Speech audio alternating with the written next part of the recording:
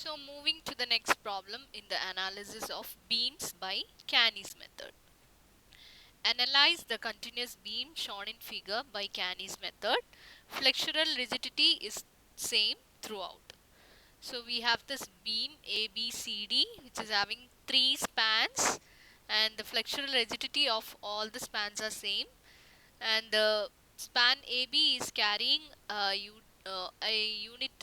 a concentrated load at the center, and the span BC is carrying a UDL throughout, and the span CD is also carrying a single concentrated load at the center. So the length of all the spans are same, 4 meter. So first of all we have to calculate the fixed end moments for all the members. So M of AB is equal to, here the load is acting at the center, so minus WL by 8 is the equation. So minus 50 into 4 by 8 minus 25. M of BA 25. M of BC minus WL square by 12, which is equal to minus 26.6. And M of CB is 26.6. And M of CD again minus WL by 8 and WL by 8, which is minus 25 and 25 respectively. Next is the calculation of rotation factors. Here we have 3 rollers B, C and D. അപ്പോൾ ഈ 3 ജോയിൻസിനും നമ്മൾ rotation factors calculate ചെയ്യണം. എന്റെ കേസിൽ വേണ്ട. So for the calculation of rotation factors, we are going to consider these 3 joints B, C and D. So this is the rotation factor calculation table. Consider these 3 joints B, C and D. For the joint B, we have 2 members BA and BC. The stiffness of BA is EI. Here all the members are having same stiffness because all the members are having same flexural rigidity and same length. We know that the equation for rotation factor is minus 1 by 2 into K divided by sigma K, that is minus half into distribution factor. So here all the rotation factors for members for the joints B and C are same. Minus 0.25 ആണ് ഇവിടെ BA, BC, CB and CD ഈ 4 മെമ്പേഴ്സിൻ്റെയും rotation factor വരുന്നത്. Here for joint D we have only one member, it is DC, and the K value is EI for the member DC, and sigma K is also EI because there is only one member, and the rotation factor is K by sigma K into minus 1 by 2, which is equal to minus 0.5. So this is about the calculation of rotation factor. ഇവിടെ എപ്പോഴും ഓർമ്മിക്കുക, fixed end ഒഴികെയുള്ള fixed joint ഒഴികെയുള്ള എല്ലാ റോളേഴ്സിനും നമ്മൾ joints ആയിട്ട് എടുത്തിട്ട് അതുമായിട്ട് കണക്റ്റഡ് ആയിട്ട് വരുന്ന എല്ലാ മെമ്പേഴ്സിനും നമ്മൾ റൊട്ടേഷൻ ഫാക്ടേഴ്സ് കാൽക്കുലേറ്റ് ചെയ്യണം. ഇവിടെ എ മാത്രമാണ് ഫിക്സ്ഡ് എൻഡ് ആയിട്ടുള്ളത്. അപ്പോൾ എനെ എക്സ്ക്ലൂഡ് ചെയ്ത് ബാക്കിയുള്ള എല്ലാ ജോയിൻസിനും നമ്മൾ എല്ലാ മെമ്പേഴ്സിനും റൊട്ടേഷൻ ഫാക്ടേഴ്സ് കാൽക്കുലേറ്റ് ചെയ്തിട്ടുണ്ട്. So after completing the calculation of fixed end moments and rotation factor, we have to calculate the rotation contribution moments. അപ്പോൾ rotation contribution moments നമുക്ക് ഇവിടെ ഏതൊക്കെ rotation contribution moments ആണ് നമുക്ക് കാൽക്കുലേറ്റ് ചെയ്യേണ്ടതെന്ന് ചോദിച്ചു കഴിഞ്ഞാൽ M dash BA, M dash BC, M dash CB, M dash CD and M dash DC. അപ്പോൾ ഇത്രയും moments ആണ് നമ്മൾ ഈ 5 കോൺട്രിബ്യൂഷൻ മൊമെന്റ്സ് ആണ് നമ്മൾ കാൽക്കുലേറ്റ് ചെയ്യേണ്ടത് ഓരോ സൈക്കിളിലും. അതും ഇങ്ങനെ തന്നെ ഓർമ്മിച്ചാൽ മതി. റൊട്ടേഷൻ ഫാക്ടേഴ്സ് നമ്മൾ ഏതൊക്കെ മൊമെന്റ്സിന് ഏതൊക്കെ മെമ്പേഴ്സിന് കാൽക്കുലേറ്റ് ചെയ്യുന്നുണ്ടോ ആ മെമ്പേഴ്സിനൊക്കെ നമ്മൾ കോൺട്രിബ്യൂഷൻ മൊമെന്റ്സും കാൽക്കുലേറ്റ് ചെയ്യണം. അപ്പം നമ്മൾ കോൺട്രിബ്യൂഷൻ മൊമെന്റ്സ് കാൽക്കുലേറ്റ് ചെയ്യുന്ന സൈക്കിൾ 1ലേക്കാണ് മൂവ് ചെയ്യുന്നത്. First of all M dash BA. So how to calculate contribution moment? Equation is rotation factor into in bracket sigma fixed end moments plus sigma rotation contribution from the far ends. ഇവിടെ m dash BA ന്റെ കേസിൽ m dash BA is equal to rotation factor of BA into in bracket fixed end moments at joint B sigma fixed end moments at joint B അതായത് m of BA plus m of BC plus rotation contribution from far ends. Far ends എന്ന് പറയുമ്പോൾ ഇവിടെ നമ്മൾ consider ചെയ്യുന്ന joint B ആണ്. Joint B ന്റെ കേസിൽ far ends are C. So here നമുക്ക് equationൽ 1 by 1 ആയിട്ട് you can substitute the values. Rotation factor for BA is equal to minus 0.25 into in bracket sigma fixed end moments at joint B, that is m of BA plus m of BC. ഇതാണ് നമ്മുടെ fixed end moments. So 25 minus 26.67 m of BA plus m of BC ആണ്. So 25 minus 26.67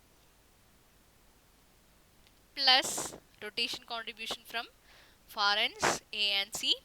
We know that A is a fixed end, so the rotation contribution is 0.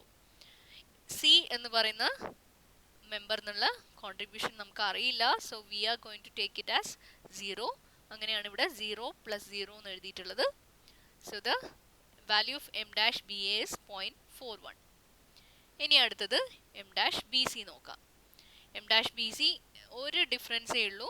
m dash BAയും m dash BCയും തമ്മിൽ രണ്ടും same ജോയിന്റിൽ വരുന്ന members ആണ്. ഇവിടെ rotation factor മാത്രമേ മാറ്റം വരുന്നുള്ളൂ. പക്ഷെ അവിടെയും ഇവിടെ റൊട്ടേഷൻ ഫാക്ടറും സെയിം ആയത് കാരണം m dash BA and m dash BC are equal to 0.41. So joint B ന്റെ കേസിൽ രണ്ട് മെമ്പേഴ്സിന്റെ കഴിഞ്ഞു. ഇനി joint C ആണ്. So the members are CB and CD. So m dash CB is equal to rotation factor for CB into sigma fixed end moments at C എന്ന് പറയുമ്പോൾ m of CB plus m of CD plus rotation contribution from far ends എന്ന് പറയുമ്പോൾ far ends are B and D. Okay, so the rotation factor for CB is minus 0.25 into m of CB plus m of CD, അതാണ് 26.67 minus 25 plus നമ്മുടെ rotation contribution from B plus rotation contribution from D അതാണ് ചെയ്യേണ്ടത്. അപ്പോൾ D എന്നുള്ള rotation contribution 0 ആണ്, അതാണ് ഈ കാണുന്ന 0. ഇനി B എന്നുള്ള റൊട്ടേഷൻ കോൺട്രിബ്യൂഷൻ എന്ന് പറയുന്നത് എന്താണ്? m dash BC ആണ്. ബിയിൽ നിന്ന് സിയിലേക്കുള്ള റൊട്ടേഷൻ കോൺട്രിബ്യൂഷൻ. അത് നമുക്ക് ഈ സൈക്കിളിൽ നമുക്ക് ഒരു വാല്യൂ കിട്ടിയിട്ടുണ്ട് m dash BCക്ക്. It is 0.41. So the contribution from B is m dash BC, which is equal to 0.41, and the contribution from D is 0. From D to C the contribution is 0. So m dash CB is equal to minus 0.52 in the first cycle. ഇനി m dash CD ന്റെ കേസിൽ m dash CBയും m dash CDയും same ജോയിന്റിന്റെ രണ്ട് members ആണ്. So the only difference is the term outside the bracket. ഇവിടെ rotation factor മാത്രം മാറ്റി സബ്സ്റ്റിറ്റ്യൂട്ട് ചെയ്യുക. പക്ഷെ ഇവിടെയും റൊട്ടേഷൻ ഫാക്ടറും കൂടെ സെയിം ആയത് കാരണം m dash CB and m dash CD are same. First cycle കഴിഞ്ഞില്ല, നമുക്ക് ഒരു ജോയിന്റ് കൂടിയുണ്ട്. ജോയിന്റ് D ആണ്. ജോയിന്റ് D കൂടെ നമ്മളിവിടെ കൺസിഡർ ചെയ്യണം, ബിക്കോസ് അതും ഒരു റോളർ ആണ്. So m dash DC is equal to rotation factor of DC into in bracket sigma fixed end moments at D എന്ന് പറയുമ്പോൾ ഒരു മൊമെന്റേ ഉള്ളൂ, MFDC മാത്രം plus rotation contribution from C. ഇവിടെ ഡീൻ്റെ കേസിൽ ഫാർ എൻഡ് എന്ന് പറയുന്നത് C മാത്രമാണ്, അല്ലേ, ഒരു മെമ്പറേ ഉള്ളൂ. So the only far end is C. So m dash DC എന്ന് പറയുമ്പം അതിൻ്റെ റൊട്ടേഷൻ കോൺട്രിബ്യൂഷൻ ഫ്രം C എന്ന് പറയുമ്പം it is m dash CD. അപ്പോൾ m dash CD നമുക്ക് ഈ സൈക്കിളിൽ തന്നെ പ്രീവിയസ് സ്റ്റെപ്പിൽ കിട്ടിയിട്ടുണ്ട് -0.52. So the rotation contribution from C to D is m dash CD. So m dash CD value ഇവിടെ നമ്മൾ substitute ചെയ്തിട്ടുണ്ട്. So that is the contribution from C to D. ഇതേ സൈക്കിളിൽ തന്നെ നമുക്ക് അതിൻ്റെ വാല്യൂ കിട്ടിയിട്ടുണ്ട്, അതിവിടെ അപ്ഡേറ്റ് ചെയ്യാം. Okay, so the value of m dash DC is equal to rotation factor of DC into fixed end moments at D plus rotation contribution from far end C. വേറെ far end ഒന്നുമില്ല, so field C യിൽ നിന്നുള്ള contribution മാത്രം substitute ചെയ്യാം. So this is about our first cycle. So moving to the cycle 2. M dash BA, rotation factor of BA into in bracket fixed end moments in the sum for joint B. Joint B ന്റെ കേസിൽ m of BA plus m of BC വരും, അതാണ് 25 minus 26.67 plus contribution from A plus contribution from C. B ആണ് ഇവിടെയുള്ള joint, അപ്പോൾ far ends എന്ന് പറയുന്നത് എയും സിയും ആണ്. എ ഫിക്സ്ഡ് എൻഡ് ആയതുകൊണ്ട് അവിടെ നിന്നുള്ള കോൺട്രിബ്യൂഷൻ 0 ആൻഡ് സി എന്ന് പറയുന്നത് റോളർ ആണ്, അവിടെ നിന്നുള്ള കോൺട്രിബ്യൂഷൻ വരണം. സോ സിയിൽ നിന്ന് ബിയിലേക്കുള്ള കോൺട്രിബ്യൂഷൻ ആണ്, അതായത് എം ഡാഷ് സി ബി. അപ്പോൾ എം ഡാഷ് സി ബിൻ്റെ വാല്യൂ നമുക്ക് നമ്മുടെ കഴിഞ്ഞ സൈക്കിളിൽ കിട്ടിയിട്ടുണ്ട്. It's is equal to -0.52 m dash c b, സിയിൽ നിന്ന് ബിയിലേക്കുള്ള contribution M dash c b. So അതാണ് ഇവിടെ. So the value of m of BA is equal to rotation factor of BA into in bracket the fixed end moments sum plus the rotation contribution from A plus the rotation contribution from C. So here the rotation contribution from A is 0 as A is a fixed end, and the rotation contribution of from C to B is m dash CB. So that value should be taken from the previous cycle. So it is -0.52 m dash CB ആണ്. അപ്പം m dash CB is to be substituted here. So the total value is 0.55 and the m dash BC. നമ്മളിപ്പോൾ joint ബിൻ്റെ കേസാണ് പറഞ്ഞുകൊണ്ടിരിക്കുന്നത്. രണ്ട് members ആണ് BA and BC. BAൻ്റെ കേസിലും BCൻ്റെ കേസിലും there's only one difference, that is the rotation factor. പക്ഷേ ഇവിടെയും rotation ഫാക്ടറും സെയിം ആയതുകൊണ്ട് ഇവിടെ വാല്യൂസ് ഒക്കെ സെയിം ആയിട്ട് വരും. ഇനി അടുത്തത് ജോയിൻറ്റ് സി ആണ്. സോ ഫോർ ജോയിൻറ്റ് സി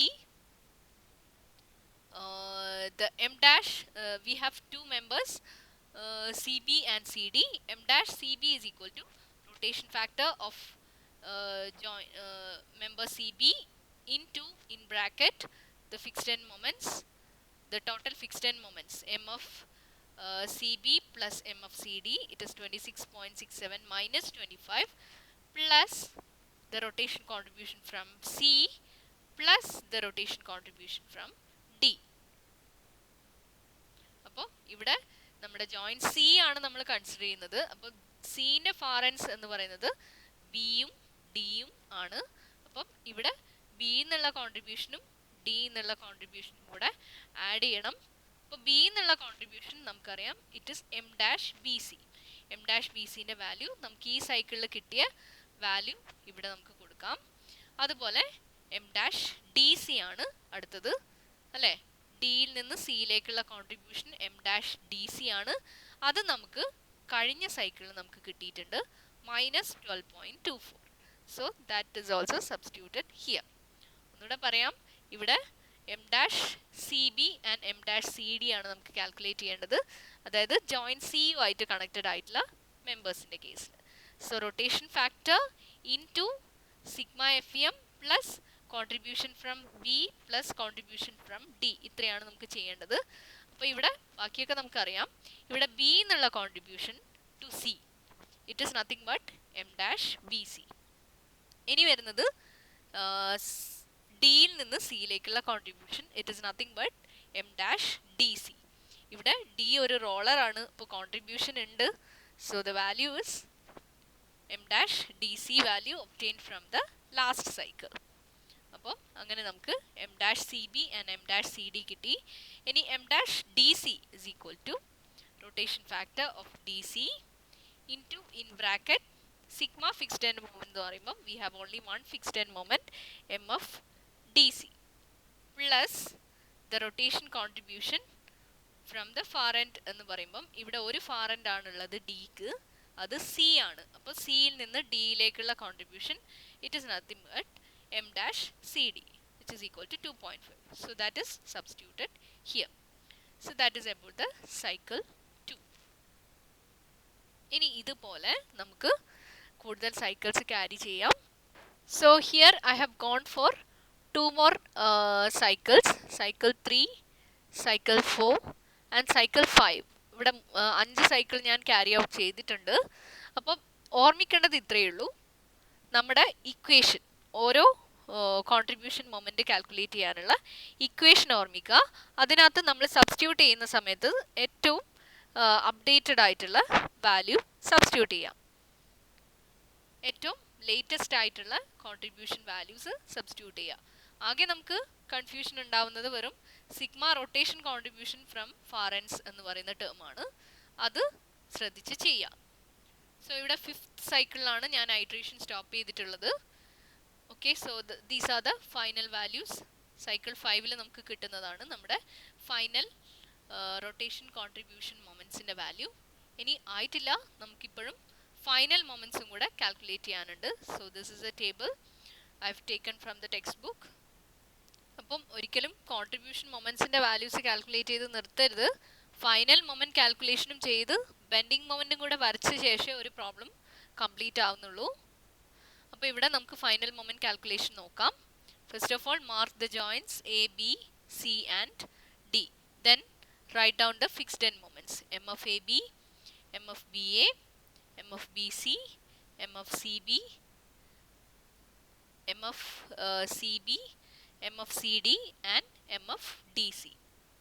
എപ്പോഴും ഇങ്ങനെയാണ് വായിക്കേണ്ടത്. ഇത് A B, B A, B C, C B, C D and D C. So here we have written the fixed end moments. Next the near end contribution ആണ് അടുത്തത് എഴുതേണ്ടത്. So 2 times the contribution moments ആണ് എഴുതേണ്ടത്. So here A is a fixed end, so the near end contribution is 2 times 0. And next is BA. BA എന്ന് പറയുന്ന മെമ്പറിനാണ്. So 2 times M dash BA.